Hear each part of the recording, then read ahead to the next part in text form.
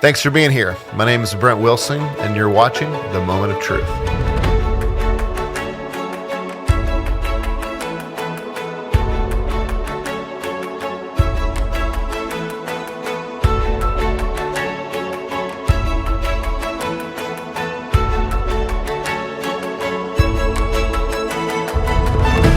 Hey guys, welcome back to The Moment of Truth. Thanks for being here. This is episode 2. Just wanted to say real quick, if you have questions or thoughts or videos or anything that you're kind of thinking through, wrestling through, or want to know more about, send those to me, and maybe those topics will make it on the list of things we talk about. So that would be helpful to me. Today, here in episode 2, we're going to talk about the Bible. And is the Bible trustworthy? You know, the Bible, if this book is something we're going to base our whole lives off of, then it's got to be something that is trustworthy, that's something that doesn't have errors, something that is inspired and approved by God. If we're going to base our whole lives and our eternal lives off of it, we really got to know, is the Bible trustworthy? You know, a lot of times people choose not to believe in God because they would say, you know, the Bible's not trustworthy because the Bible has errors, because it's got contradictions or whatever. And so they choose not to believe because of their issues with the Bible itself.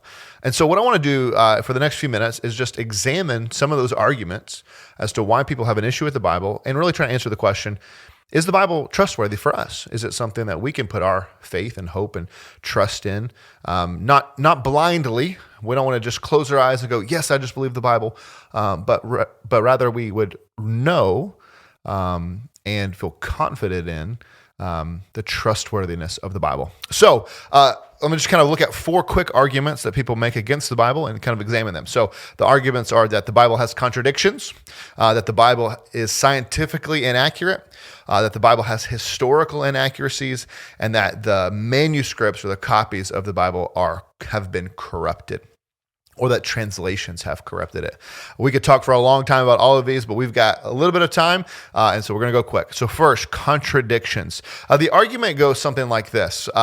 Because they would say that the Bible contradicts itself, meaning one book says one thing and another book says another thing.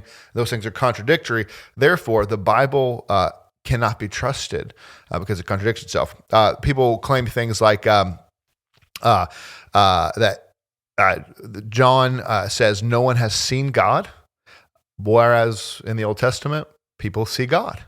Or they'll say, you know, one gospel account has 2 women at the tomb, another gospel account has 3 women at the empty tomb. And so it's contradictory. Or 1 angel versus 2 angels.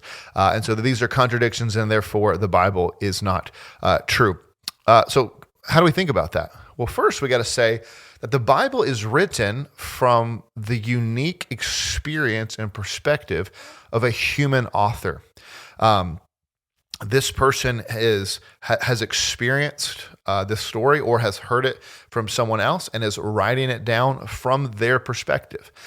In the same way that, you know, if I got a bunch of people in a room who were all together at the same event that happened 30 years ago, and I said, hey, write down your experience from that event and tell me about it, you'd have 30 different papers that varied in degrees of detail. In the same way that it's true about the Bible. They are writing from their experience, from their point of view, and sometimes the details are slightly different. We want to say that that's true.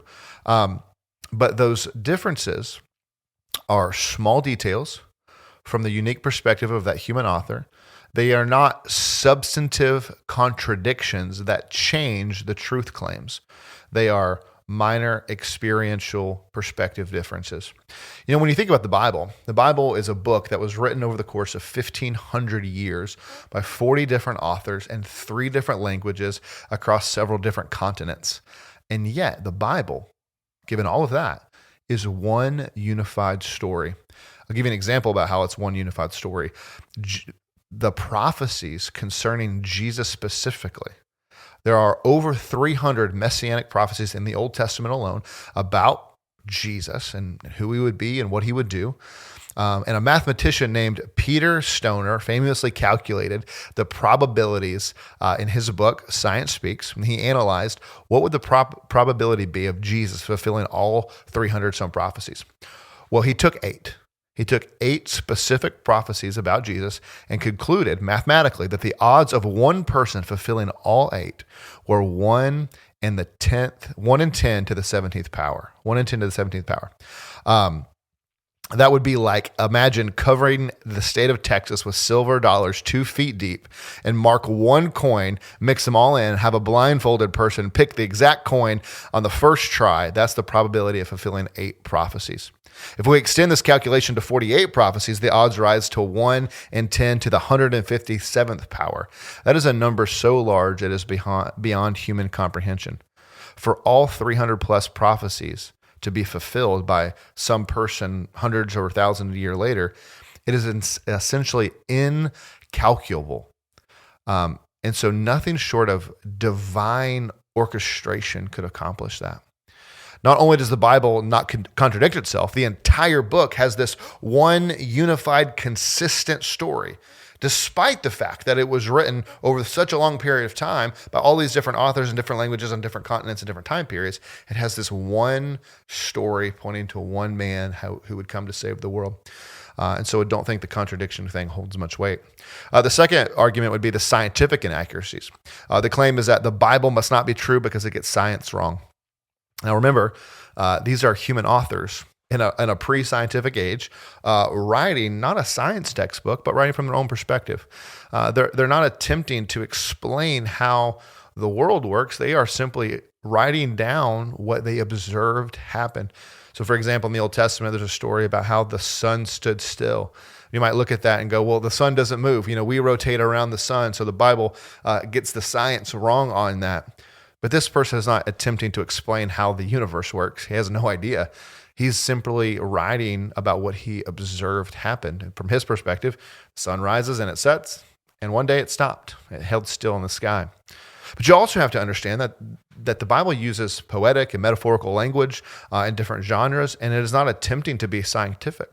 When the Bible, for example, would say, God will do X to the 4 corners of the earth, the Bible is not trying to articulate that the earth is flat. The Bible is this person is simply trying to use a metaphor to explain all of the earth, the 4 corners. And so it's not attempting to be scientific. And if we try to engage the Bible in a scientific way, it's obviously going to fall short because that's not its purpose. It's not its intent. And so I don't think that's a weighty argument for not trusting the Bible. Third is the historical inaccuracies. The claim is that the Bible gets history wrong, and so because it's contradictory with what we know actual history to be, therefore the Bible cannot be true. For the longest time, people would make this argument citing particular examples from the Bible of things that other sources, secular sources, could not back up or affirm were true, that the Bible said was true. I'll give you a couple examples. For the longest time, people would say King David was a myth because there were no other archaeological finds that talked about King David. That was until 1993 when an archaeological study found an inscription that referred to the house of David, confirming his existence. Or take Jericho, the city conquered by Israel. All right, remember they go to Jericho and they march around 7 times, and God knocks down the walls of Jericho. Well, excavations have revealed that the walls of Jericho suddenly collapsed, proving that the Bible's history was actually true. Or take Pontius Pilate. For centuries, people argued that Pilate was a fictional character that the Bible made up, and he did not exist. He was never a Roman governor.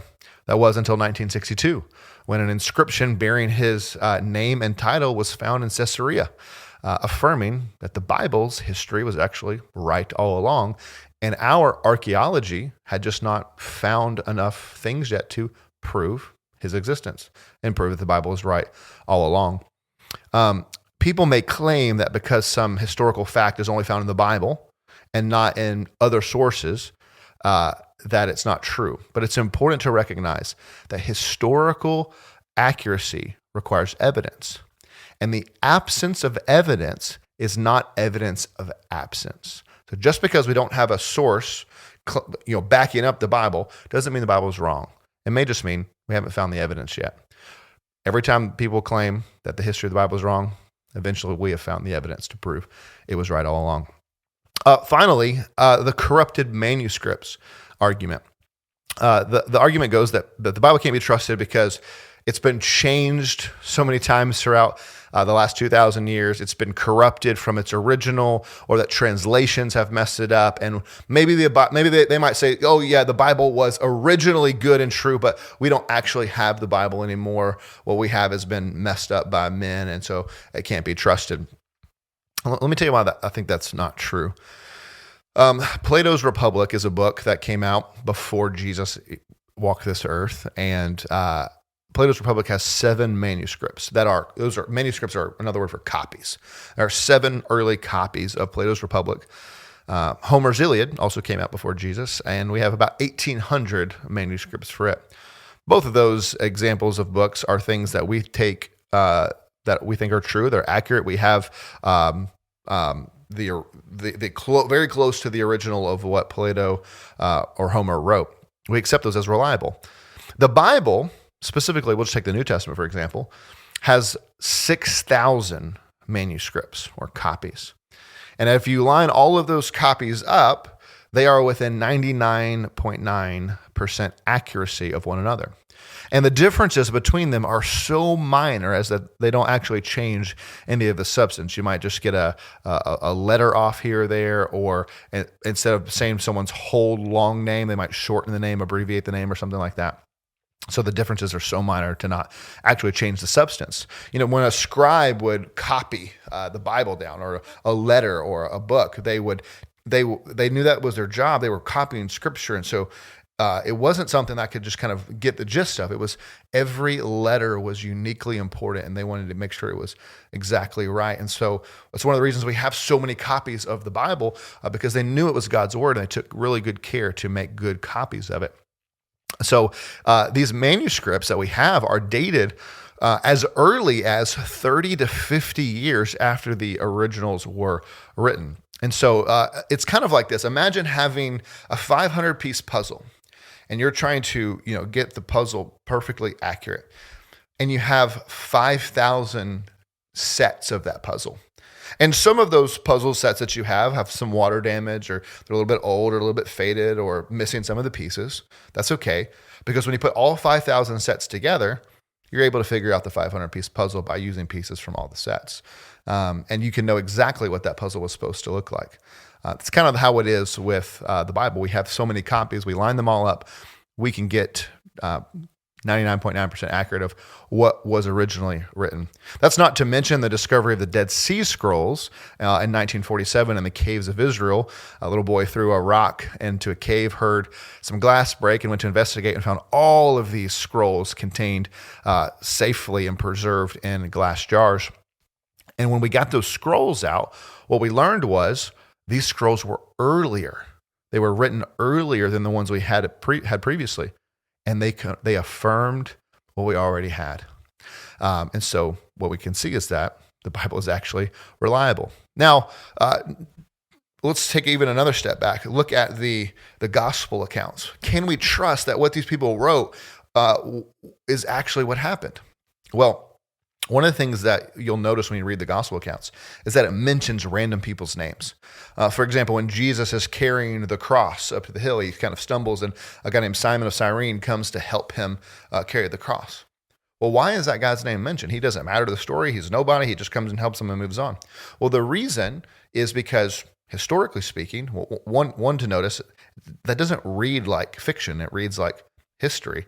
And they would put that footnote in there because it's like, hey, you're reading this thing. If you don't believe me, you can go ask Simon of Cyrene. He's still alive. Go find him and ask him. He can back up what I'm saying. And so all of those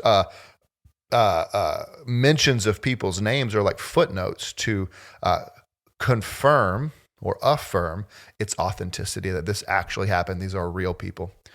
Finally, take the idea of translation. Some people say, it's been translated so many times, we've lost its meaning. This isn't true. When we translate the Bible today, we are not translating it from Greek through Latin into Old English, through Middle English, and then to English. No, we have these manuscripts written in the original Hebrew or original Greek, and we translate directly from those original languages into English. Now, certainly, anytime you make a translation from anything, you lose some depth, maybe some deeper insight, but you don't lose the overall meaning or the point. And we've got people who can read those languages, and so affirm to us, yeah, this is what it means. And so, yes, we might lose a little bit of depth, not knowing how much this word means or whatever, but we still have the meaning in translations, and so nothing is actually really lost. So the Bible is the most preserved, most accurate, most unified book in history. You may not believe its claims. That's another issue. But you should not doubt its credibility. All right, that's all we have time for today. I hope this has been helpful and encouraging to you. Share it with somebody, and we'll see you next time here on The Moment of Truth.